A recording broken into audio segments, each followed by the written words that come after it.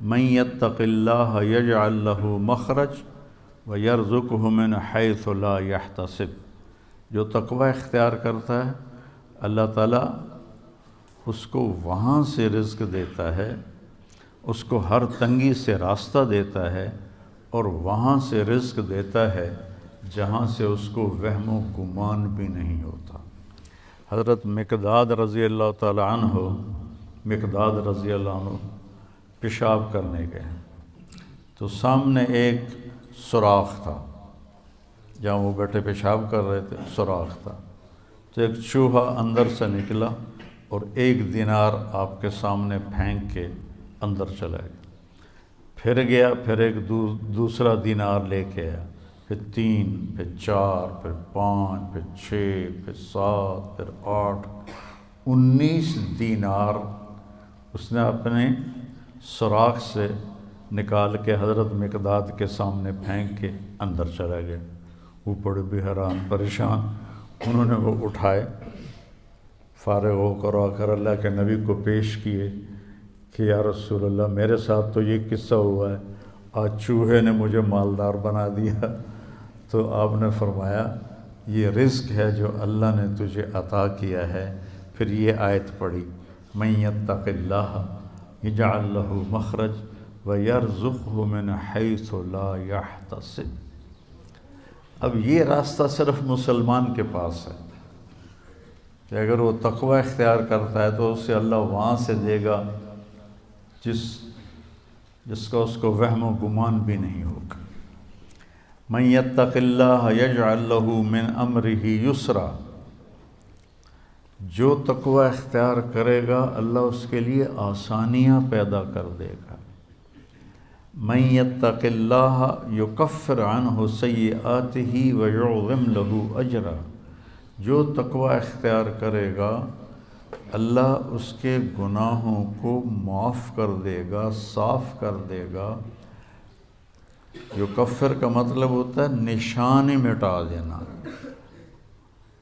عفا کا مطلب ہوتا ہے چھپا دینا، اور تکفیر کا مطلب ہوتا ہے نشان مٹا دینا۔ اللہ ان کے گناہوں کے نشان مٹا دے گا اور ان کا اجر بہت زیادہ کر دے گا۔ ان تصبروا وتتقوا لا یضرکم کیدہم شیئا ان اللہ بما یعملون محیط۔ تم صبر اور تقوی اختیار کرو تو دشمن کی کوئی چال تمہارے اوپر کارگر نہیں ہوگی، اللہ ان کا گھیرا ڈالے ہوئے ہے، ان کے گرد گھیرا ڈالے ہوئے ہے۔ تقوی کی مثال کیا ہے؟ آپ کے پاس پیسے ہوں اللہ کے فضل سے تو آپ ہر چیز خرید سکتے ہیں، گھر خرید سکتے ہیں، گاڑی خرید سکتے ہیں، جائیداد بنا سکتے ہیں، سیر و تفریح کر سکتے ہیں۔ تو تقوی ایک ایسا سرمایہ ہے جس سے آپ دین کے ہر عمل پہ چل سکتے ہیں۔ تقوی ایک ایسا سرمایہ ہے جس پر آپ دین کے ہر عمل کو اپنا سکتے ہیں اور اس پہ چل سکتے ہیں۔ حضرت عمر نے کعب احبار سے پوچھا تقوی کیا ہے؟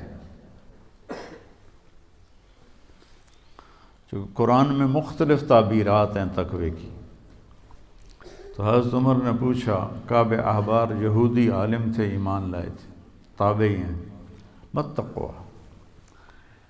فرمانے لگے کبھی کانٹوں بھرے راستے پہ چلے ہو؟ سبحان اللہ۔ کہنے لگے ہاں، اور اب میں تو کانٹے ہی کانٹے تھے، کوئی سبزہ تو تھا ہی نہیں۔ تو کہنے لگے پھر کیا کرتے ہو؟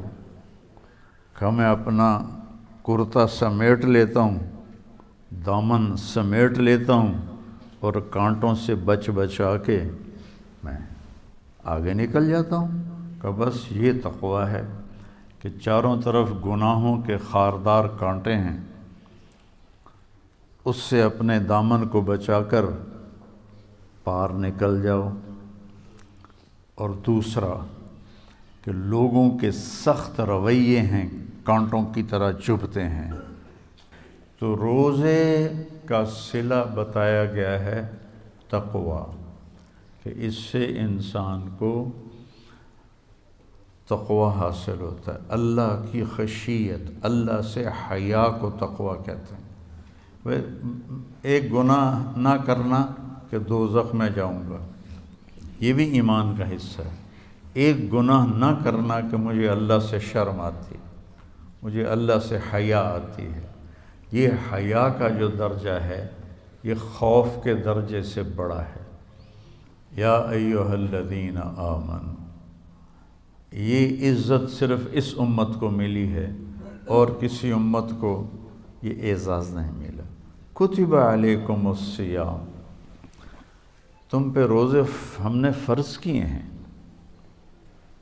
کما کتب علی الذین من قبلکم، جیسے تم سے پہلے لوگوں پر ہم نے روزہ فرض کیا تھا تم پر بھی فرض کیا ہے۔